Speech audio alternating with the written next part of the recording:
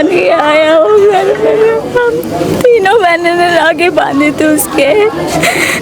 इतना चाहती हूँ जो दुख जो दर्द मेरी बहन ने सहे उससे डबल वो सहे, मैं उसकी फांसी चाहती हूँ।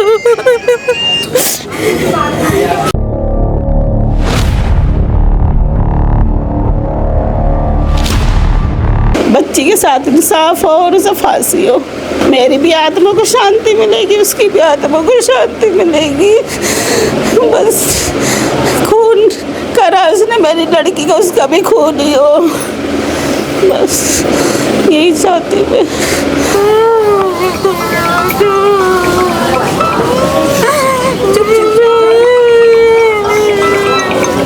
हेलो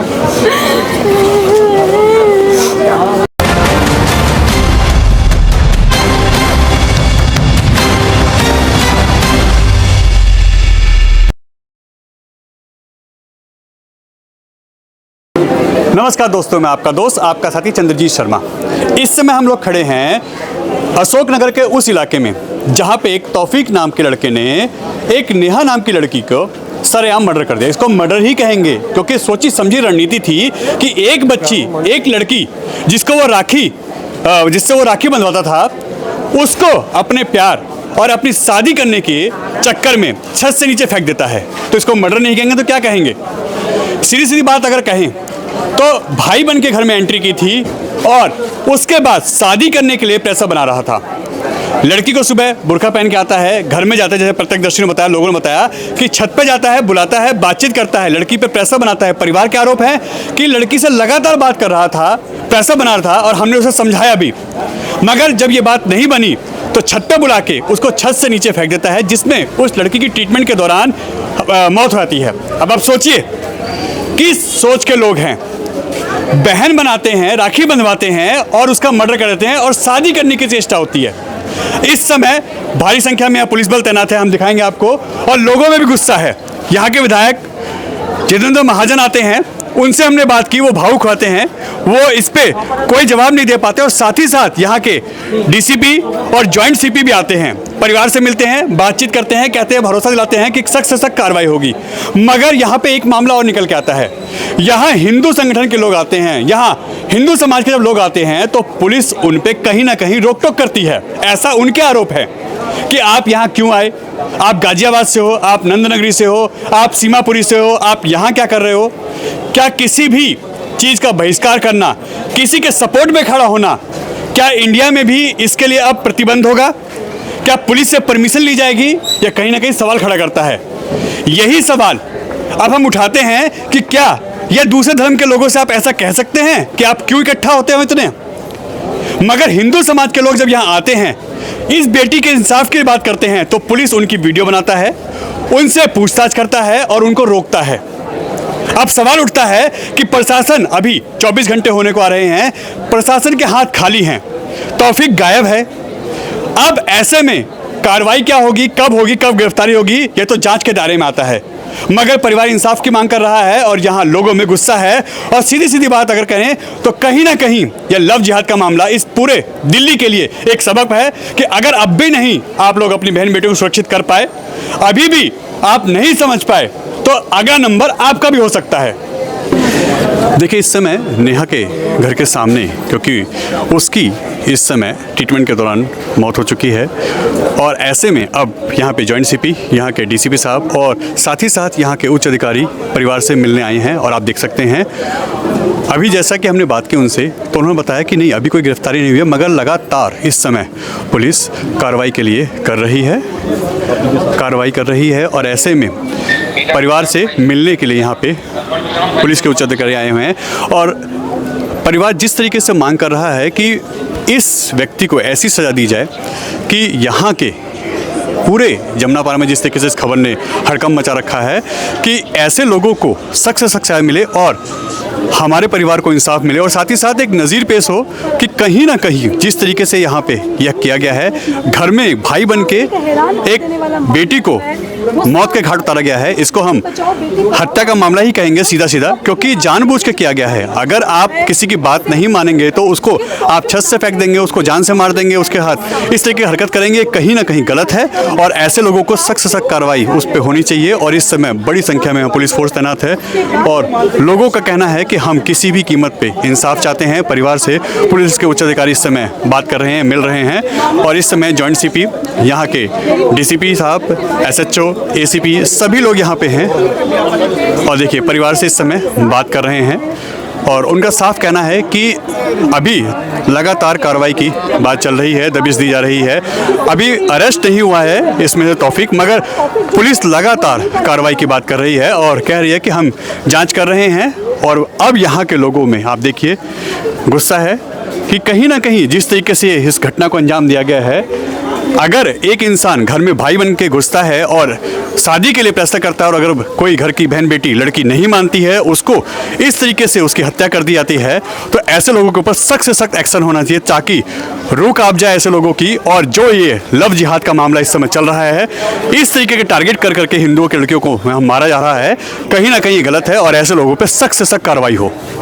देखिए वही गली है, वही घर है जिसमें नेहा को, आप देखिए ये वो छत है उसके घर की जहाँ से इस लड़की को नीचे फेंका गया था। और इस समय यहाँ के डीसीपी 1 और डीसीपी 2 इस समय यहाँ पे हैं मौके पे। आप देख सकते हैं किस तरीके से यहाँ पे भी छानबीन चल रही है और साथ में यहाँ पे जॉइंट सीपी साहब भी हैं और पूरे इलाके में, क्योंकि इस खबर ने पूरे इलाके को एक तरीके से हिला दिया है, क्योंकि वो लड़का जो अपने आप को पहले भाई कहता था और राखी बंधवाता था और उसने इस लड़की को, नेहा को इतना परेशान किया, इतना टॉर्चर किया कि जिसकी वजह से उसकी जान चली गई। और कल भी जब ये सुबह 8 बजे के आसपास ये मामला सामने आया है तो भी उसको वो लड़का यहाँ आता है, तौफीक नाम का, वो बुर्का पहन के आता है जैसा लोगों ने बताया और वो छत पे बुलाता है, बातचीत करता है, प्रेशर डालता है शादी के लिए।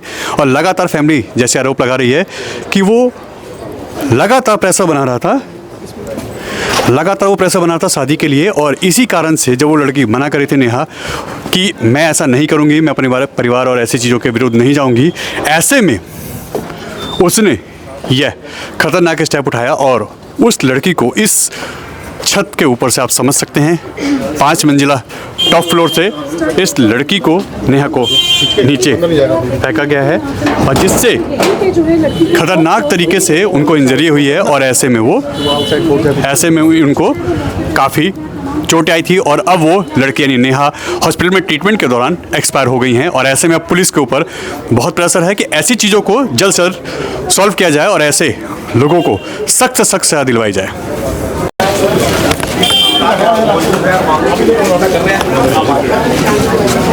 सर ऐसे में क्या, कोई बात नहीं, अभी बात में देंगे जब कुछ हो जाएगा। अभी सर कोई गिरफ्तारी हुई है इसमें? कोई अभी कुछ नहीं, कोशिश जारी है, पुलिस जारी है, कोशिश जारी है। महाजन जी, क्या इस पे अब सख्त कार्रवाई होगी? क्योंकि जिस तरीके से लव जिहाद के मामले लगातार दिल्ली में आ रहे हैं, सरकार आपकी है, तो क्या लगता है अब कुछ कार्रवाई होनी चाहिए? निश्चित रूप से कार्रवाई होगी और अपराधियों को बख्शा नहीं जाएगा। मेरा दूसरा भी कहना है कि ये कैसा विचार है, ये कैसा संस्कार है, ये कैसी पद्धति है जिसमें दूसरे धर्म के लोगों को निशाना बनाया जाता है और बात ना मानने पर मार तक दिया जाता है। लव जिहाद के मामले बढ़ रहे हैं और निश्चित रूप से हमारी परिवार की जो बच्चियां हैं, हमारी जो बहनें हैं, वो अत्याचार का शिकार हो रही हैं। हमारे बच्चों को इन लव जिहाद के विषयों में नहीं फंसना चाहिए, लव जिहाद में नहीं फंसना चाहिए। और लव जिहाद के ऐसे अनेक मामले हैं जिसमें बच्चियां जो हैं वो उन्होंने गलत स्टेप उठाया है और जिहादियों के द्वारा उनका निर्दयता से उनकी हत्याएं की गई हैं। कानून अपना काम कर रहा है, मगर हमारा भी ये जिम्मेवारी बनती है कि हम अपने बच्चों को ये सिखाएं, अपने विचार परिवार, अपने धर्म के बारे में बताएं।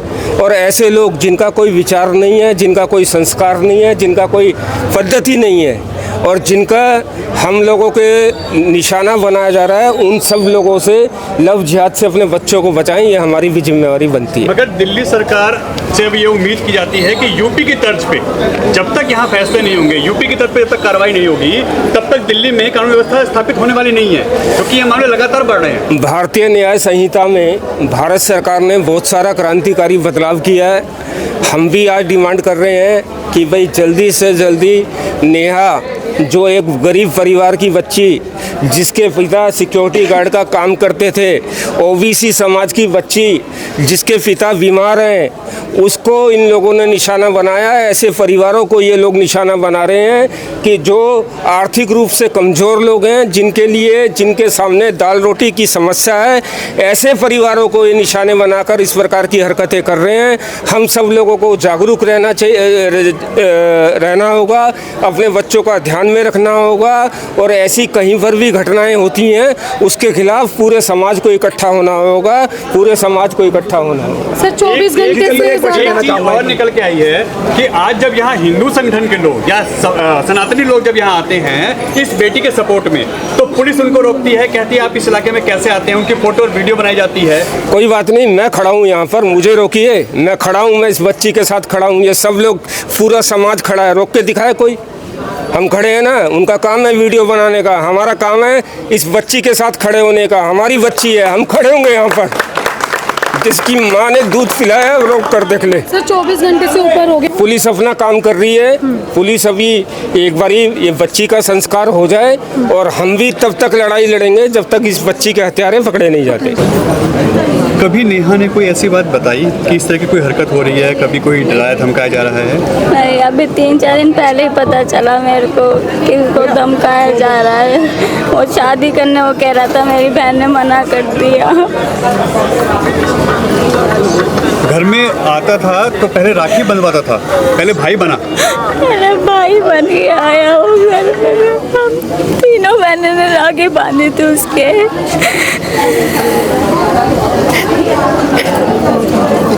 अब ऐसे में आप क्या चाहते हो अपनी बहन के लिए, आप इंसाफ की क्या मांग मैं करते इतना चाहती हूँ, जो दुख जो दर्द मेरी बहन ने सहे उससे डबल वो सहे, मैं उसकी फांसी चाहती हूँ।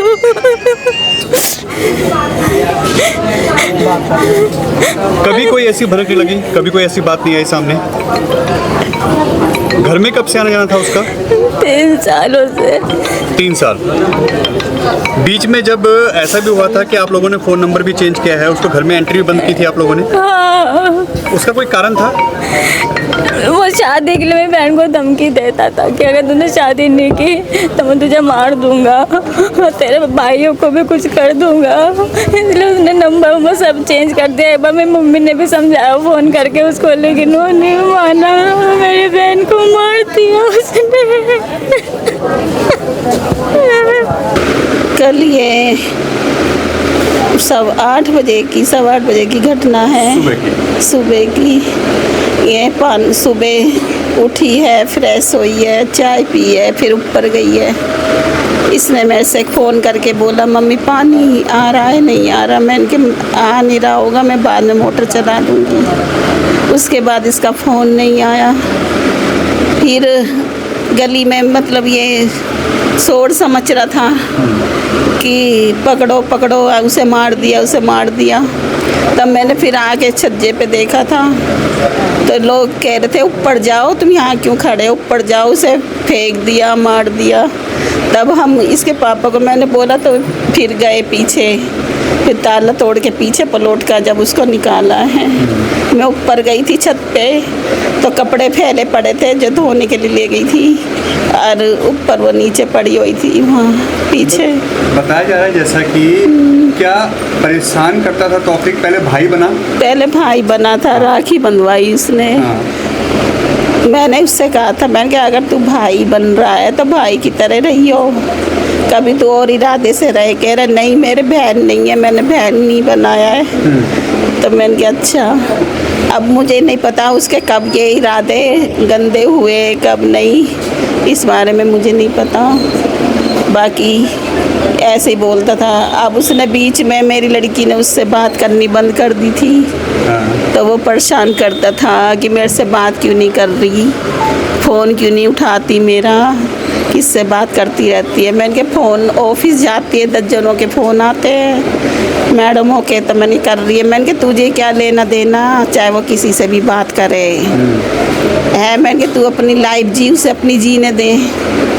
कभी कहता मैं ऑफिस में बोल दूंगा, कभी ये। मैंने कहा अगर तूने मेरी लड़की को परेशान करा, इसका बाल विवाह का हुआ, मैं तुझे छोड़ूंगी नहीं। कभी बेटी ने बताया कि मुझे परेशाान करता है? या बेटी कभी... ये कह रही थी मम्मी फ़ोन करता रहता है मुझे, फ़ोन आते रहते। तो मैडम ने भी धमकाया उसको कि यहाँ फ़ोन मत करा करो मेरे पास, मैं ऑफिस नहीं जाती, छोड़ दिया मैंने।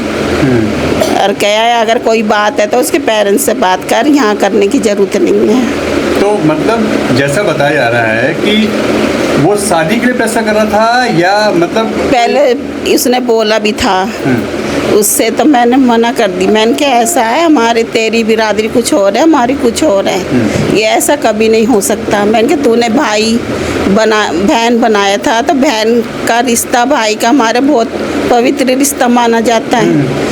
मैंने कहा तू और है, हमारी और है। मैंने कहा ऐसा कुछ नहीं हो सकता, बिल्कुल ही कभी तो इस गलत फहमी में रहे। तो जब ये आपके सामने बात आई तो आप लोगों ने कोई एक्शन नहीं लिया उसके ऊपर? मैंने उसको धमका दिया, बोल दिया था। मैंने सोचा कि ये अब ऐसा कोई कदम नहीं उठाएगा, समझ गया होगा, लेकिन मुझे नहीं पता था उसके नए कितने बुरे होंगे और मेरी लड़की को आके वो ऊपर मार जाएगा। आप उसको कब से जानते हैं? ये यहाँ रहता था या यहाँ आता था? यहाँ बाहर मार्केट में काम करता था। अच्छा। पहले वो लड़की हमारी नादान थी, ना समझ थी, इतनी उसको अकल नहीं थी बिल्कुल भी अच्छे बुरे की। अब वो थोड़ी सी बड़ी हो गई, समझदार हो गई, तो उसको नॉलेज होने लगी, अकल आने लगी, क्या बुरा क्या अच्छा। तो समझदार होने लग गई, तो उसने इससे फिर बोलने बंद कर दिया। तो इसको परेशान करने लग गया कि बोलती क्यों नहीं, बात क्यों नहीं करती, फ़ोन क्यों नहीं करती। कभी इन दोनों के, नेहा के और तौफीक के बारे में कभी कोई आपको कोई भनक लगी हो, कोई बात सुनी हो, या बेटी ने कुछ ऐसा बताया हो? ऐसी कोई चीज़ कभी सामने नहीं आई आपके? नहीं, कभी नहीं आई। ये सीधा कल ये हादसा सामने आया? हाँ, यही हादसा सामने आया है। कभी सपने भी नहीं सोचा था कि इतना बड़ा ये कांड कर जाएगा मेरी लड़की के साथ, कभी नहीं सोचा था मैंने। कल जब ये हॉस्पिटल आप लेके गए हैं तो उस समय बेटी की हालत क्या थी?